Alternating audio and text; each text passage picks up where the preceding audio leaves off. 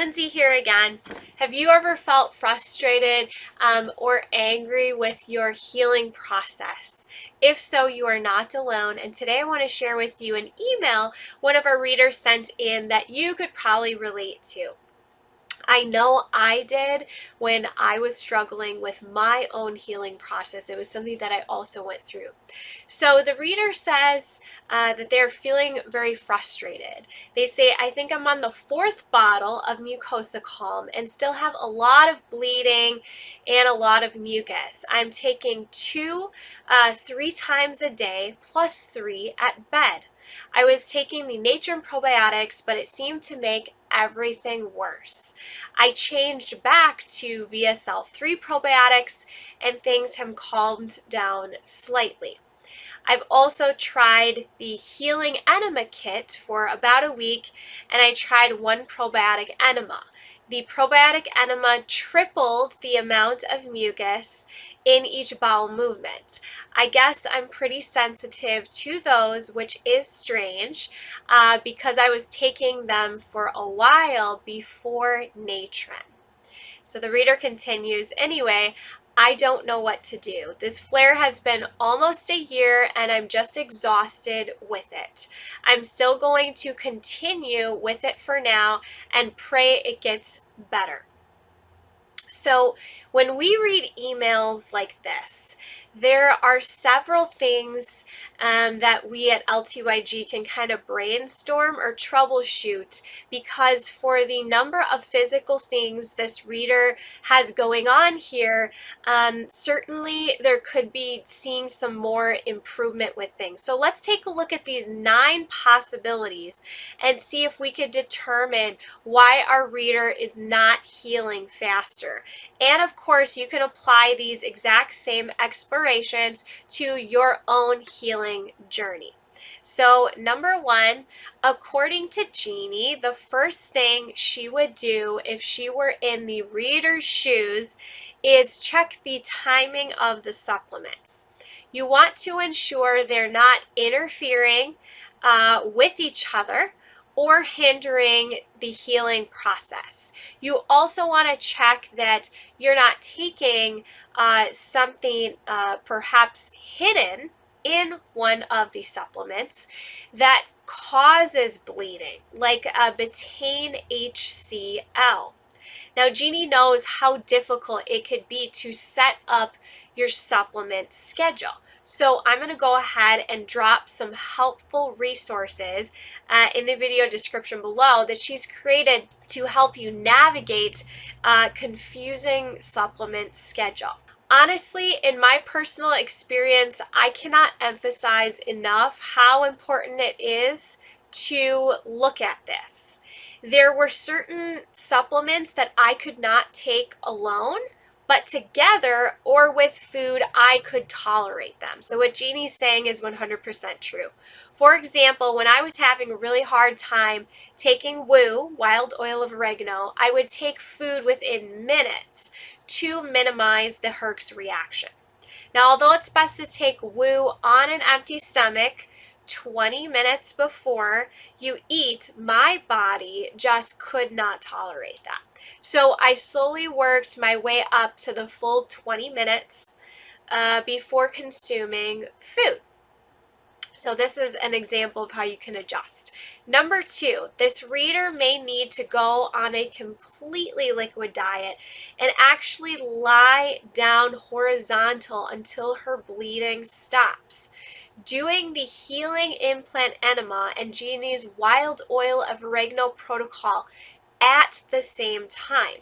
So she could try the whole food shakes and bone broths first. But if that doesn't provide enough bowel rest that she needs, then Jeannie recommends following the IBD remission diet.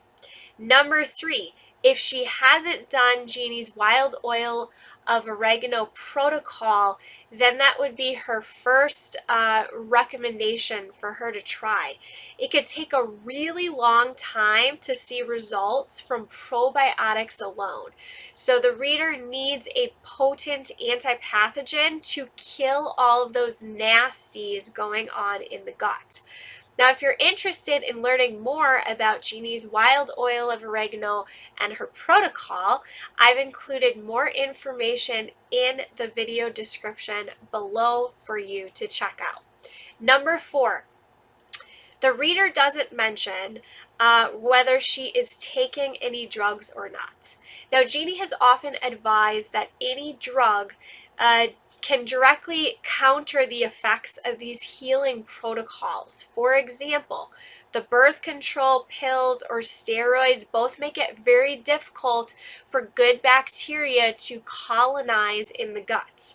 In order for myself to get that deep level healing, I had to weed off all medications that I was on for my colitis. And this was my personal experience.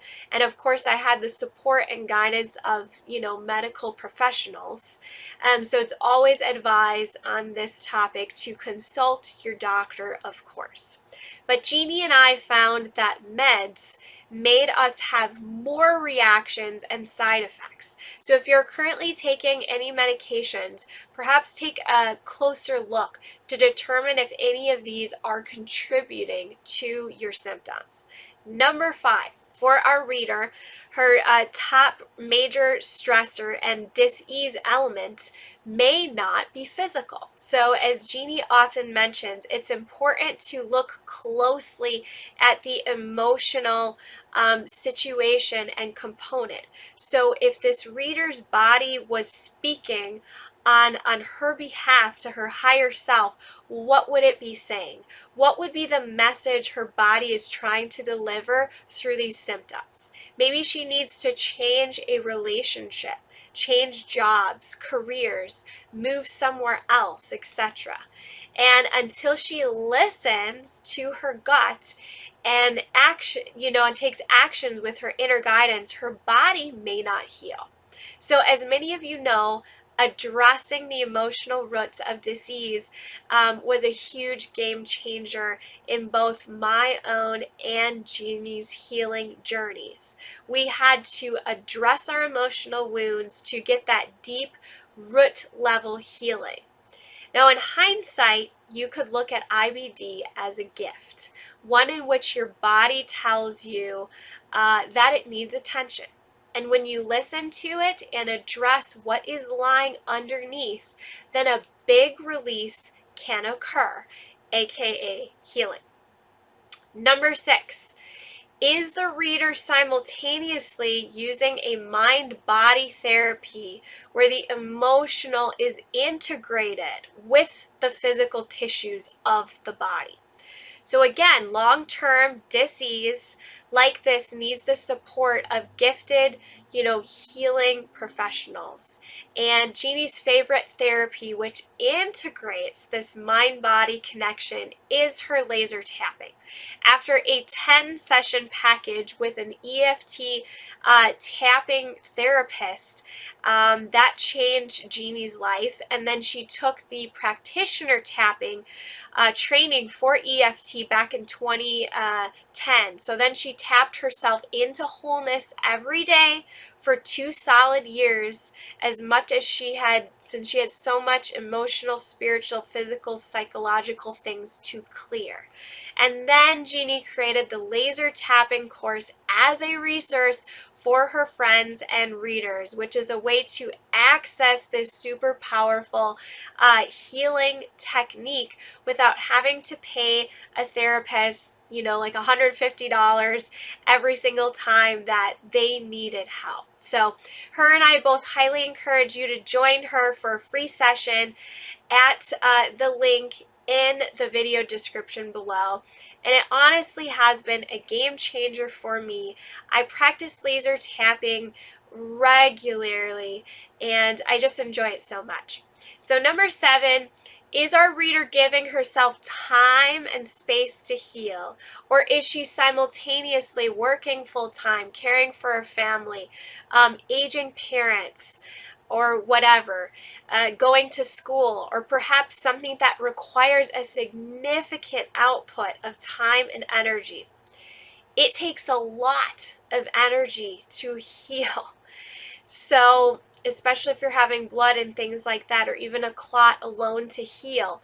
If you don't lie down, as I mentioned in number 2, and let the gravity pull it off the tissues, how is this going to work? So what is the boundary setting? Is she aware of how she's sabotaging, perhaps in a way, her own body healing by not being able to say no, advocate for herself, and so on?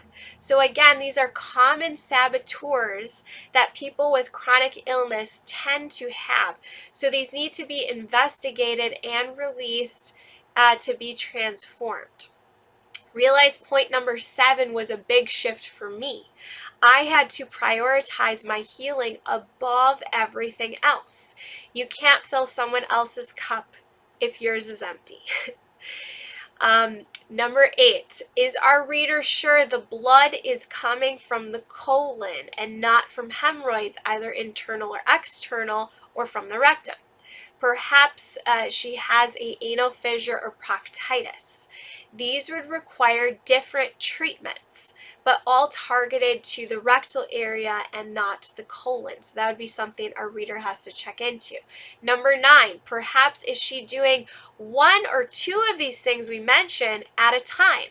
Holistic natural healing can be greatly increased and speeded up by using the synergistic power of numerous healing protocols done simultaneously, all at the same time. So any one of the ideas that I gave today is not likely to affect healing, but if, for example, she's doing supplements, bowel rest, the mind-body healing, setting good boundaries, getting plenty of rest and peace, and moving out of a toxic living environment, of course, these are all examples, she may find her healing process progresses so much more rapidly. When I was sick, I found Jeannie's 8 Key Steps video, and the thing that stuck out to me the most was that I needed to do these things simultaneously, and that was the big key that I missed when I tried doing it on my own before I found Jeannie. Remember, your body is always advocating on your behalf. So if you are not healing, then there is a valid reason why, and you need to keep looking until you find it. Did any of what I shared today resonate with you? Please drop a comment below with any questions you may have or any experiences you would like to share with me. Sharing your journeys can help others with similar experiences gain more insight. So by you sharing, you're helping others as well. So a big thanks and shout out to you guys. I always look forward to hearing from you, and I hope you found today's video helpful. Until next time, happy healing, and remember, always listen to your gut.